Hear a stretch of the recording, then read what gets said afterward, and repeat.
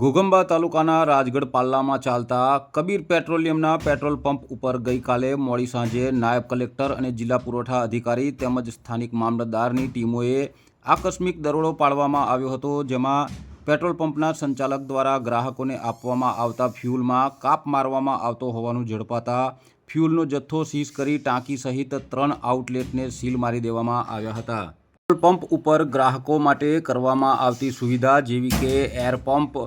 Toilet તેમજ પાણીની વ્યવસ્થા પણ અધિકારીઓને જોવા મળી ન હતી. પંચમહાલ જિલ્લાના ઘોઘંબા તાલુકાના રાજગઢ ખાતે આવેલ ભારત પેટ્રોલિયમ કોર્પોરેશન લિમિટેડ સંચાલિત કબીર પેટ્રોલ પંપ, જેના માલિક છે મકરાણી અહમદ નવાઝના ત્યાં અમારી જિલ્લા પુરવઠાની ટીમ અને મામલતદારની સંયુક્ત ટીમ દ્વારા આકસ્મિક દરોડા પાડી તપાસણી કરતા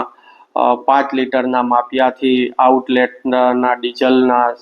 નમૂનાની તપાસણી કરતા 200 ml ડીઝલ ગ્રાહકોને ઓછા આપતા હોવાનું જણાઈ આવેલ છે. આ ખૂબ જ ગંભીર પ્રકારની ગેરરીતિ હોય, જે 3 આઉટલેટમાંથી જે ઓછું પેટ્રોલ પંપ આપવામાં આવતો હતો એ ડીઝલના આઉટલેટને સીલ કરવામાં આવેલ છે. સાથે સાથે 5,985 લીટરનો ડીઝલનો જથ્થો, જેની કિંમત થાય છે 5,40,146 રૂપિયાનો જથ્થો જપ્ત કરી અને નિયમ અનુસારની આગળની કાર્યવાહી હાથ ધરેલ છે.